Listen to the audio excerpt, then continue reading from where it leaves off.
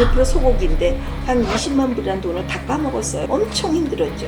강우병 때문에 완전히 날아간 거예요. 엄마가 너무 힘들어. 엄마가 다시 미국으로 들어갈까? 그때 우리 아들이 지금도 그 얘기할 때마다 나는 울컥울컥 저도. 내가 할 때마다 나는 이걸 성공을 시킬 수 있다는 생각을 가졌던 나의 오만함이 나를 망쳤다 생각을 해요. 80년대 뉴욕 봉제 공장에서 시작해 40년간 6번의 사업으로 수백억을 벌어온 그녀. 하지만 모든 것을 잃고 홀로 눈물 짓기도 했다는데요. 과연 어떻게 다시 일어섰을까요?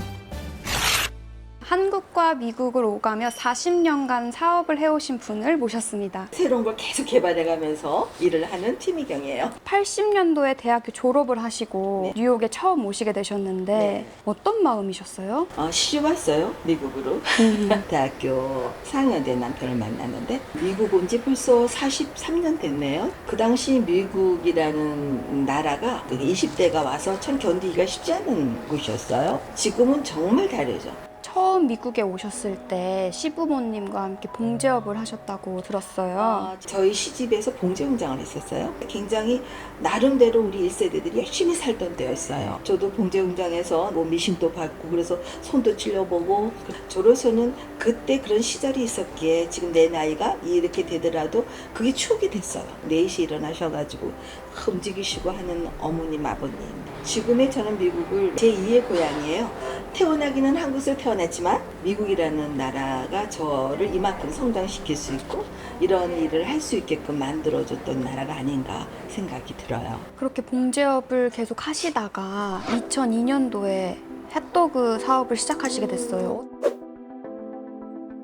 어떻게 시작하시게 되신 거예요? 그리고 한국에 방문을 할 기회가 있었어요. 길거리 이제 문화도 90년대 딱 들어가니까 조금 막 발전하는 그런 시기였어요. 한국에서 팔고 있는 건 빵가루에 묻혀가지고 하는 거를 한국식 핫도그라 그러는데 전통 미국식 핫도그를 한국에다 보급을 하고 싶었어요. 소세지를 삶아서 빵에다가 케찹을 해가지고 애들한테 런치에 먹게 하더라고요. 핫도그와 커피를 묶으면 어떨까? 사이다 아니야, 콜라 아니야. 그래서 나는 꼭 이거를 갖고 한국에다가 하고 싶었던 생각이 있었던 거예요. 그래서 98년부터 그걸 준비하려고 서울시하고도 이런저런 얘기를 하고 하긴 했었는데 2001년, 2002년 말쯤에 강우병 파동이 있었잖아요. 이게 100% 소고기인데 엄청 힘들었죠. 한 20만 불이라는 돈을 다 까먹었어요. 강우병 때문에 완전히 날아간 거예요. 아들하고 다 이제 계단에 앉아가지고 엄마가 너무 힘들어. 엄마가 다시 미국으로 들어갈까? 그때 우리 아들이 엄마하고 나하고 레이싱을 하지 않았나 이거예요. 지금도 그 얘기할 때마다 나는 울컥울컥 저도. 엄마가 일을 할 수 있게끔 엄마 인생이잖아. 꼭 성공해서 돌아오겠다고 그랬고 자기는 국대를 들어가서 변호사가 되겠다고.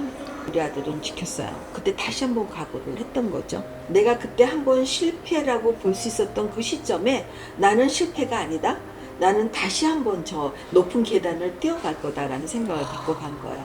남들은 엘리베이터를 타고 나는 계단을 밟아서 500층을 올라갔어요.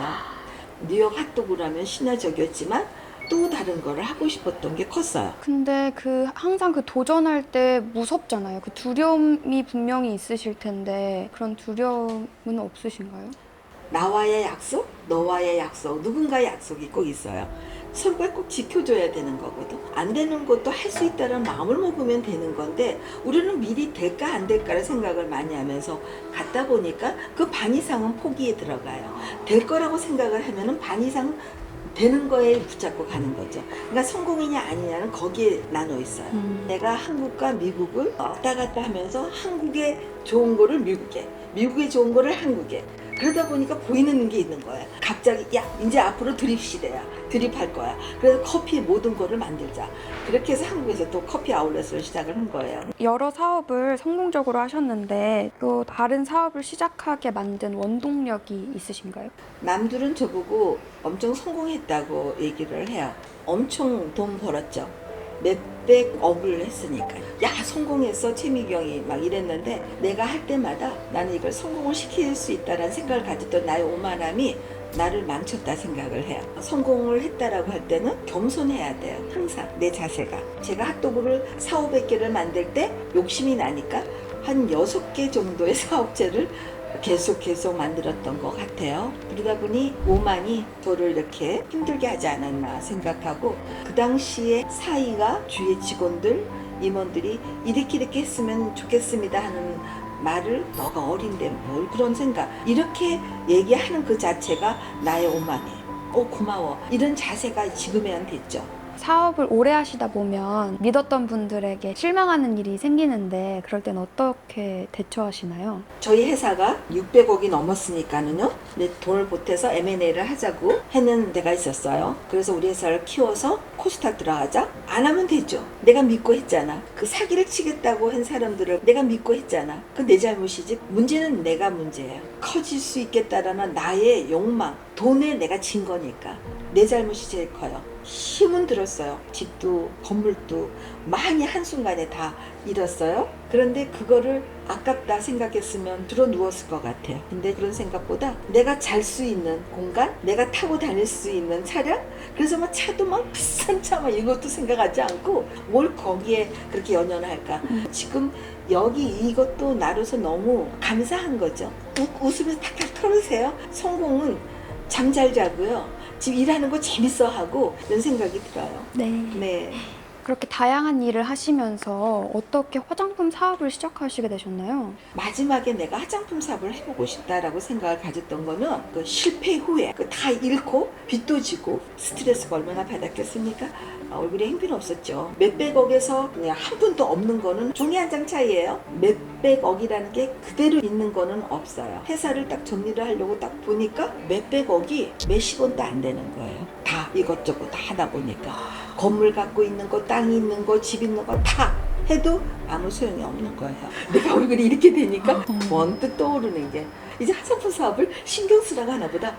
막 식당에서 우리 용인이에요. 거기에 고급 골프장이 있고 그랬는데 고급 손님들이 많이 오셨어요. 근데 나는 앞치마를 내가 직접 두르고 내가 손님은 직접 응대를 하고 그랬어요. 코스메틱 회장하고 얘기를 하게 된 거죠. 이쪽 연구팀하고 내 피부하고 한번 해보자 그래서 연구를 하고 K가전스 그리움이 지금 출시가 된 거예요. 그때부터 이제 화장품 연구랑 공부를 하신 거네요. 그렇죠. 3, 4년에 걸쳐 개발이 끝나면서 2022년에 내가 미국을 가지고 들어온 거죠. 굉장히 꼼꼼하게 연구를 했어요. 그래서 출시가 된 게 저 K가전스입니다. 내 나이에 이렇게 주름이 없다는 것도 복이죠. 이 피부가 탄력이 있고 주름을 예방하고, 팝업으로 호텔에서 제가 행사를 하니 여러분 들어오세요. 그때 많은 분들이 오셔가지고 팔아도 주고 써봐 주시기도 하고, 첫 해는 좀 그냥 인사치레로 해주셨어요. 1년차 지나면서 진짜 제품이 좋은지 알고 이제 많이 알려졌습니다. 새 아이를 키우면서 사업을 하셨잖아요. 며느리로서, 또 엄마로서, 아내로서, 또 사업가로서 어떻게 다 하셨나요? 물론 뭐 어머님이 계셔서 도와도 주셨고 했지만은 큰딸한테 많이 고마워해요. 우리 큰딸이 대학교 다니면서 동생 많이 케어해주고 엄마 노릇을 해줬던 우리 큰딸한테 너무 고맙고요.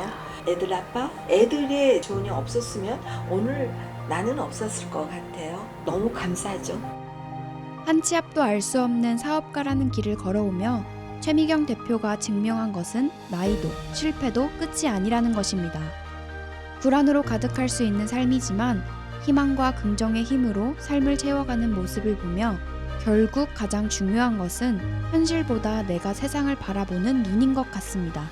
비교하지 않고 한 걸음씩 나아가며 세상의 시선에 흔들리지 않는 이것이 거뜬히 웃으며 살아가는 그녀만의 비결인 것 같습니다.